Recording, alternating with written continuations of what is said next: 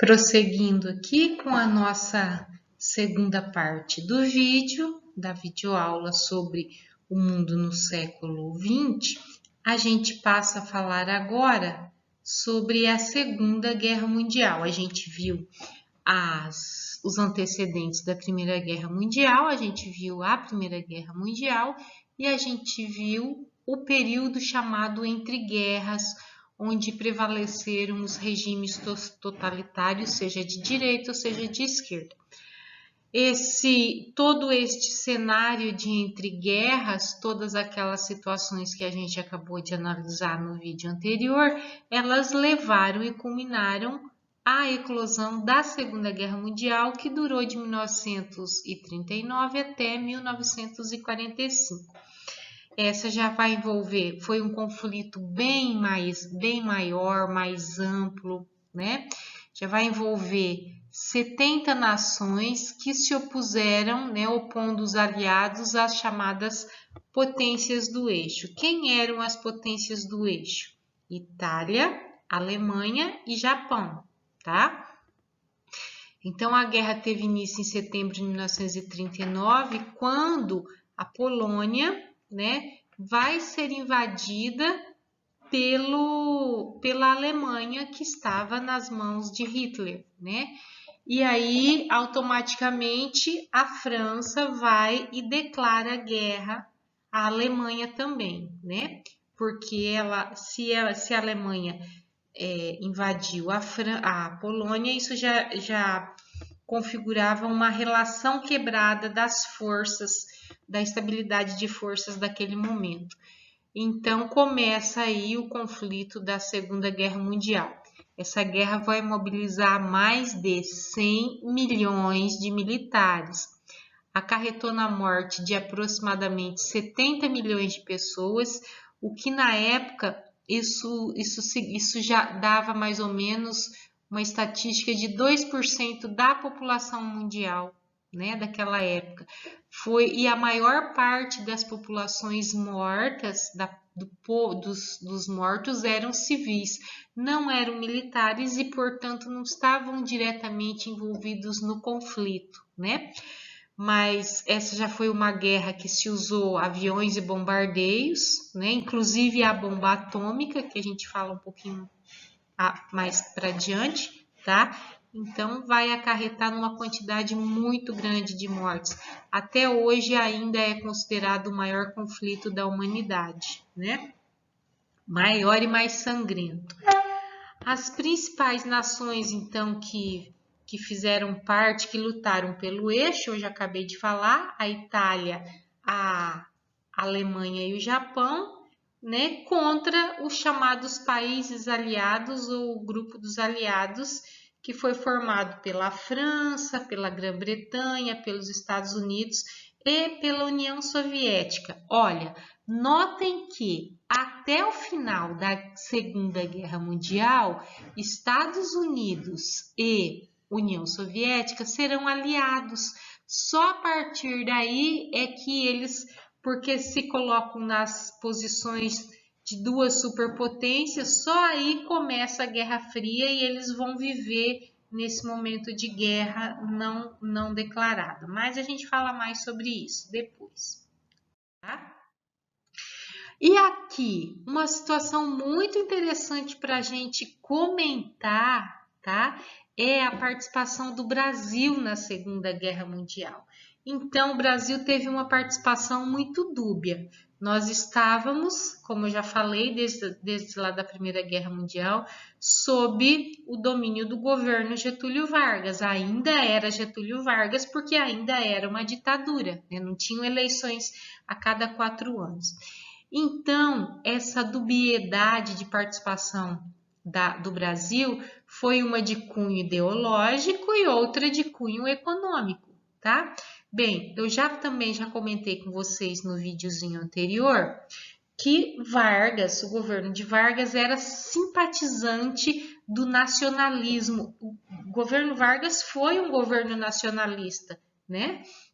E ele simpatizava com o nazismo alemão e com o fascismo italiano, né? com os governos de Mussolini e de Hitler. E foi cada vez mais aproximando o Brasil da Alemanha antes da guerra, lá no período pós-guerra. Uma dessas aproximações é que, por exemplo, ele vai e aí ele aproxima cada vez mais o exército brasileiro das causas alemãs. O exército brasileiro passou a ser simpatizante da causa do nazismo alemão, né?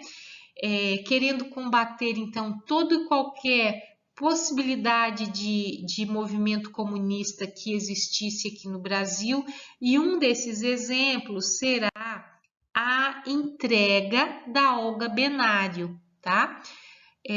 Observem, eu vou ler aqui esse trechinho que é retirado de um acervo do Globo. Se vocês quiserem ler mais, está aqui. Quem era a Olga Benário?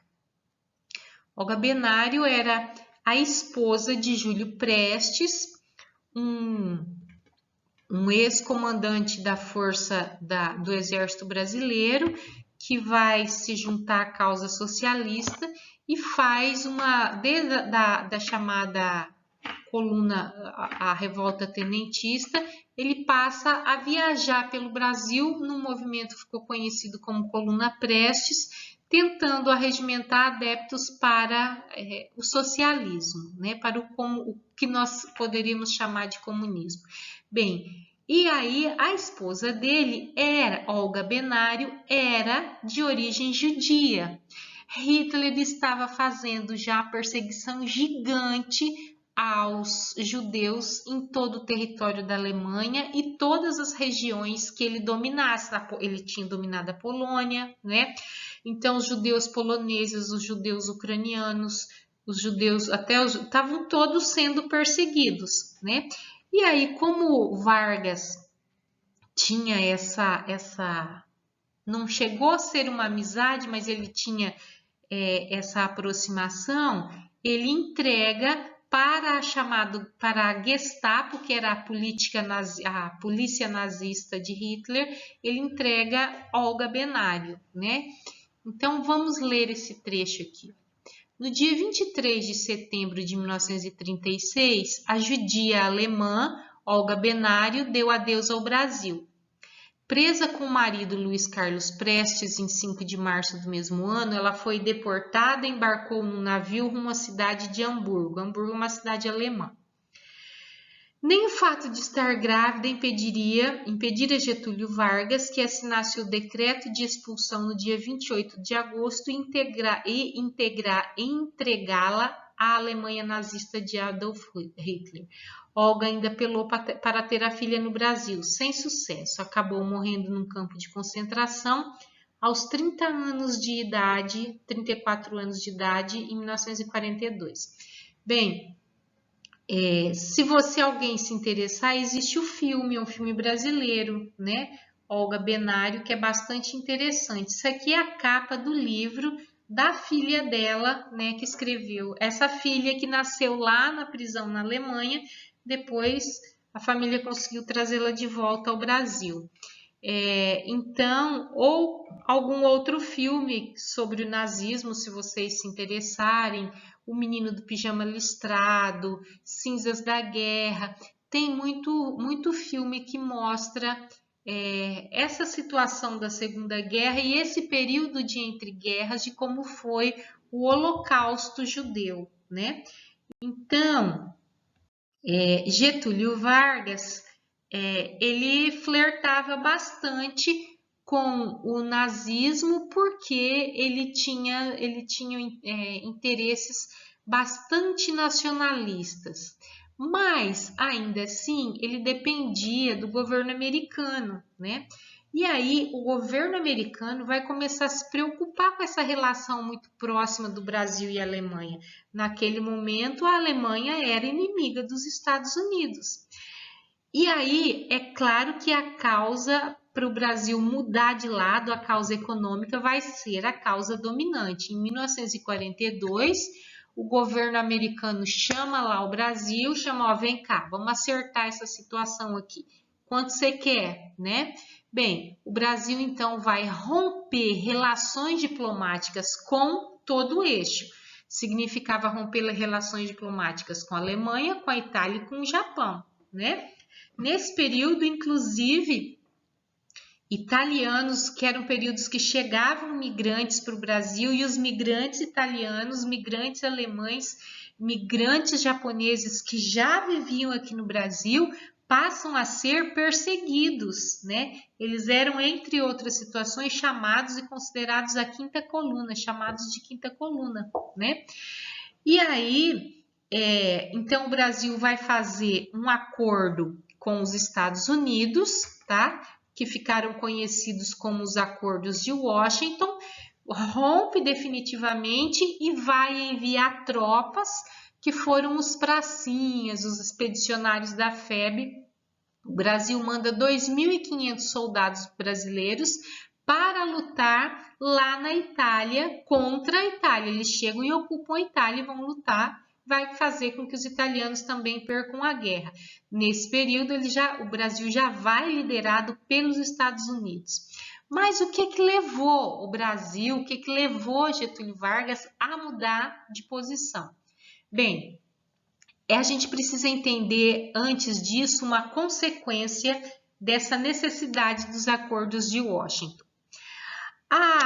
O Brasil, já na segunda Revolução Industrial, quando Goodyear conseguiu vulcanizar o pneu, e aí era a borracha brasileira que era bastante exportada para os países europeus, principalmente para a Inglaterra, né? Só que os próprios ingleses, borracha da onde? Aqui da Amazônia, né? Mas os próprios ingleses vão levar a muda da borracha, a semente da seringa amazônica, e vão plantar lá nos seringais da Malásia. Lembram-se que o expansionismo, a Inglaterra era a grande imperialista, ela também dominava a Malásia naquela época. Lá na Malásia, ela fez plantação em forma de plantation, grande produção com mão de obra escrava, mão de obra barata, fez com que a borracha brasileira entrasse em decadência e ficou esquecido os seringais da Amazônia, né? Só que com a Segunda Guerra Mundial acontecendo, já agora no século XX, né? Os japoneses vão e invadem os seringais da Malásia. Então, o mundo ou a Europa não tinha mais borracha. Precisava látex para os pneus de todos os carros de guerra, por exemplo. E não tinha, né? Aí se lembraram, mas o Brasil tem borracha. Aí, o que o governo americano fez? Eu vou te dar uma quantia em dinheiro, você vai romper com os países do eixo e você vai produzir borracha para fornecer para a guerra, né? Então, a pessoa do governo americano nesse momento era Roosevelt, né? Ele propõe a participação do Brasil na guerra nessa forma. O Brasil deveria fornecer matéria-prima, que era a borracha amazônica, para a indústria bélica. Então, o que acontece? E deveria participar com uma quantia, 25 mil, disse 2.500, era 25 mil soldados não era muita coisa não, né? Então, você manda um pouco de soldado, mas você vai mandar borracha para nós. Como é que o governo brasileiro, se a Amazônia estava esquecida, até sem ocupação, sem habitação, o que ele ia fazer? Quem é que vai colher? Quem é que vai entrar na selva? Quem vai explorar essa borracha? Quem vai fazer as peladas de borracha? Quem vai exportar isso? Como é que vai fazer? O governo, num movimento muito grande, muito rápido de incentivo à migração, vai incentivar que nordestinos, principalmente cearenses solteiros. Por que solteiro? Porque não tinha que estar carregando mulher e filho, era muito mais fácil, muito mais despachado para esse povo vir. e foi arregimentando gente e mandou mais de 55 mil soldados mais de 55 mil homens para a Amazônia para explorar borracha, né? Aí qual era a justificativa do governo? Olha, enquanto 25 mil soldados vão lutar a guerra lá na Itália, né? Vocês vão lutar na Amazônia. Logo, essa reocupação da Amazônia por esses homens nordestinos, eles ficaram conhecidos como soldados da Amazônia. Por isso que a gente vê sempre esse termo por aqui. Esses homens vieram, exploraram, morreram de malária, tiveram conflitos, etc, etc. E o governo prometeu a eles que, quando a guerra terminasse, cada um ficaria com um pedaço de terra aqui na Amazônia. Conclusão, os últimos soldados da Amazônia, soldados da borracha da Amazônia, estão morrendo e o que eles receberam até hoje? Somente uma pequena aposentadoria. Pouquíssimos conseguiram algum tipo de terra adquirido pós-guerra, porque do governo ninguém conseguiu, né? Mas quais foram então as implicações dos acordos de Washington que vai acabar resvalando aqui na gente, aqui em Rondônia, né? Olha, então, para ocupar essa região de uma forma muito rápida, era preciso organizar muito rápido também a região que estava abandonada.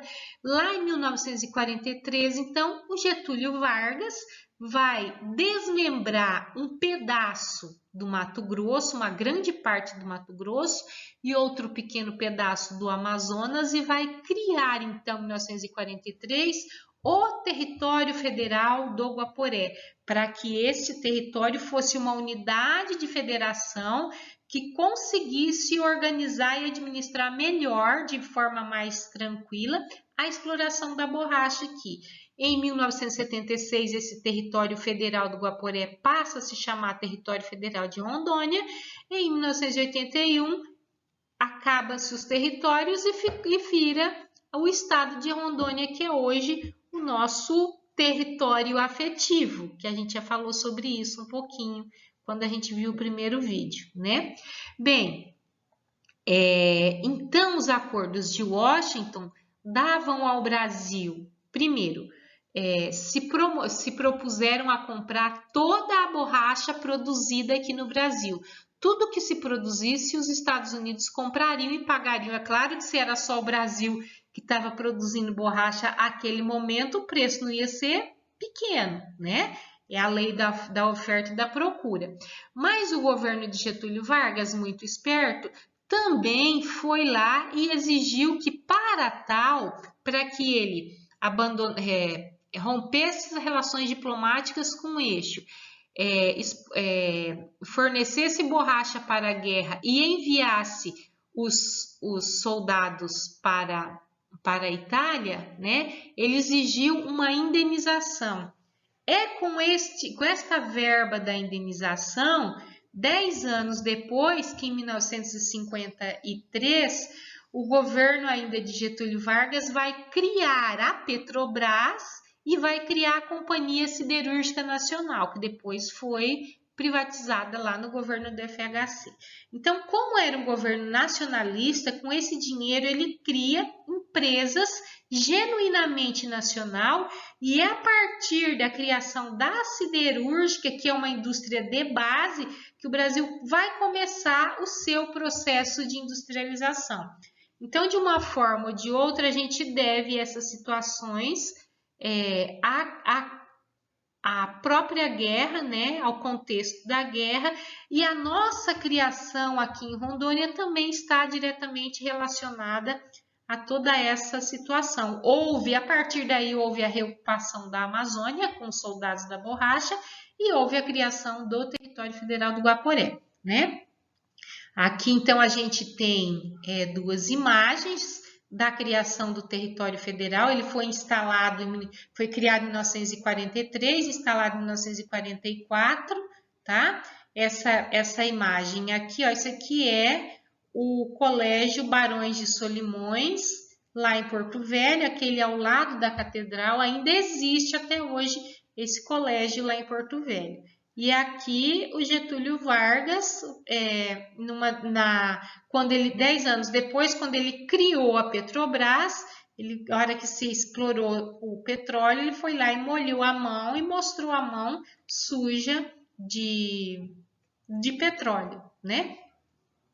Enfim, então todo este contexto que a gente viu é o contexto do século XX, dos conflitos do século XX, que por sua vez vão gerar, a partir do final da Segunda Guerra, vão gerar a chamada Guerra Fria, que vai prevalecer e vai determinar toda a geopolítica do mundo pós-guerra ou da segunda metade do século XX, certo?